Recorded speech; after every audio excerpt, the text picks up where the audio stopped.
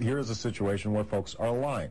Senator Obama made comments about how he came to America, how he came to exist, and how his father came to America from President Kennedy. Let's hear the language that he used, because what we know now is what he's about to say is actually incorrect. The Kennedys decided we're going to do an airlift. We're going to go out to Africa, and we're going to start bringing young Africans over to this country and give them scholarships to study so that they can learn what a wonderful country America is. And this young man named Barack Obama got one of those tickets and came over to this country. Now, you have to understand the actual fact is that he had come over to America in 1959 before John Kennedy was elected president. So the information is wrong. And what we've seen, and Bill Clinton was good evidence of this, is that Democrats are always trying to tie themselves around the mantle of President Kennedy. He is still the most popular Democratic president, more so than Bill Clinton. And that's why he tried to do it. And I think you'd acknowledge, Alan, that it is inaccurate. For them somehow to suggest that we're interjecting race as a consequence of a statement she made that we haven't commented on is pretty hard to figure out.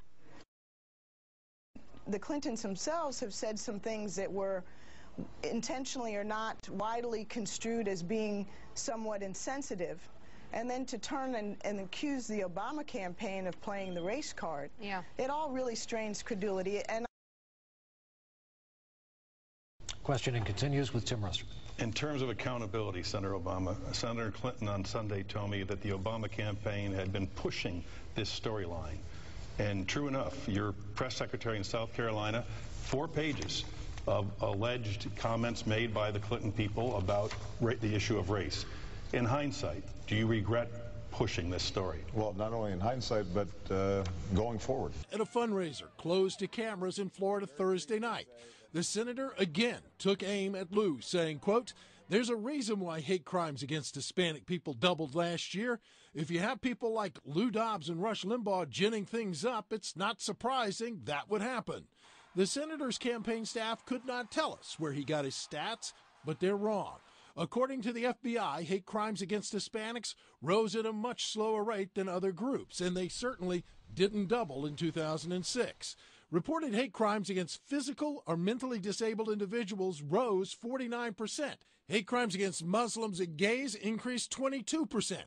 Hate crimes against Jews rose 14%. Reported hate crimes against Hispanics rose 10%. If you look at the data from 1995 up to 2006, the trend in the number of hate crimes per 100,000 Latinos is actually down. I don't think that my church is actually particularly controversial. I have already condemned in unequivocal terms the statements of Reverend Wright that have caused such controversy and in some cases pain. This is a church that I have been a member of for 20 years. This is a well-established, typical, historically African-American church on the south side of Chicago with a wonderful set of ministries. And what I have been hearing and had been hearing in church was talk about Jesus and talk about faith and values and serving the poor. For some, nagging questions remain.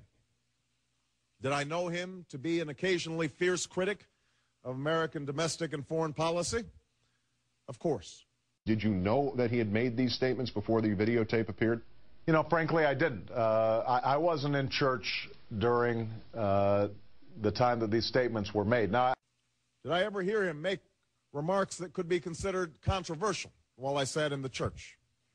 Yes. I did not hear such incendiary language myself personally, either in conversations with him or when I was in the pew. Did I strongly disagree with many of his political views? Absolutely.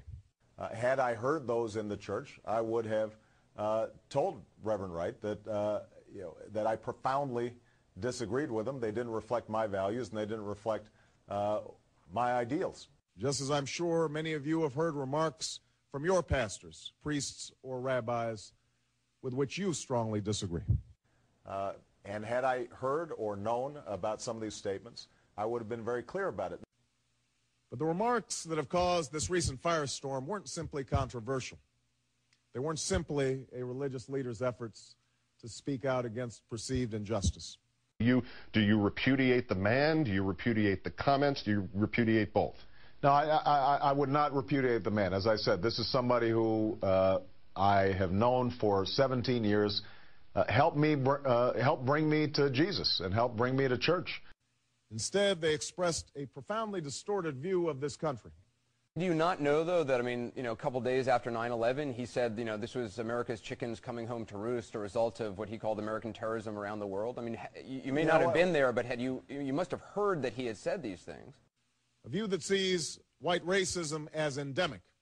And so many of the sermons that I heard were extraordinarily powerful. One of them, which I've written about, titled The Audacity of Hope, is one that I helped inspire my convention speech. And a view that sees the conflicts in the Middle East as rooted primarily in the actions of stalwart allies like Israel. So no one in the church ever said to you, man, last week you missed this sermon, Reverend Wright said this, or, I mean, I think I read in your book that you used to listen to tapes of Reverend Wright when you were at Harvard Law School. I did. So you had no idea. I did not. Now, some will see this as an attempt to justify or excuse comments that are simply inexcusable.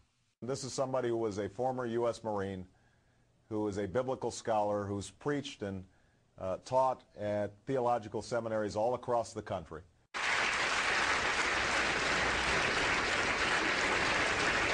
I have to confess that those are not statements that I ever heard when I was sitting in the pews at this church.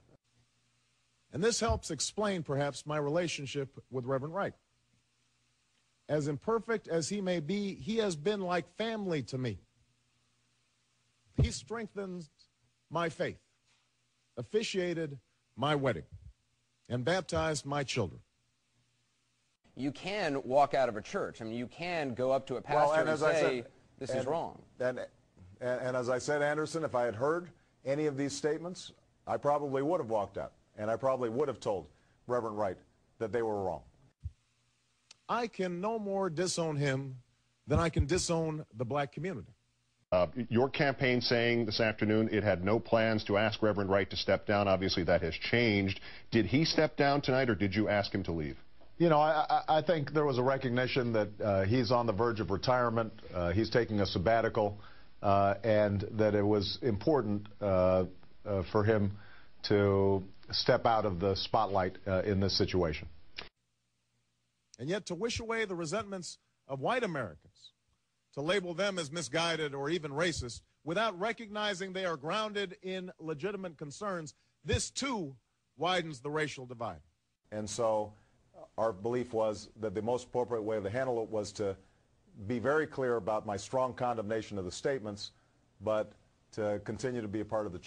But he was my pastor. You know, this is one of the things that I think people overstate is this notion of mentor or spiritual advisor. He was a pastor. To my pastor, the guy who puts up with me, counsels me, listens to my wife complain about me. He's a friend and a great leader. I had an uncle who was one of the, who was part of the first American troops to go into Auschwitz and liberate the concentration camps. And the story in our family is that when he came home, he just went up into the attic, and he didn't leave the house for 6 months. Obama's point dealt with the need for more mental health services for today's veterans, but it was built on false history, both about his family and World War II. First, Obama didn't have an uncle who served in the U.S. Army. Second, Russian forces liberated the Auschwitz concentration camp in Poland in January of 1945. There is no record of U.S. forces entering Auschwitz because it remained in Russian hands as part of Russian-occupied Poland after the war. Barack Obama's dubious claim is inconsistent with world history and demands an explanation, the Republican National Committee said in a statement. Obama's frequent exaggerations and outright distortions raise questions about his judgment and his readiness to lead as commander-in-chief. No, I've never said I've never said that troops should be withdrawn. We both know that if Senator Obama did not say what he said, he would never get elected. Politicians say what they say and do what they do based on electability, based on sound bites, based on polls.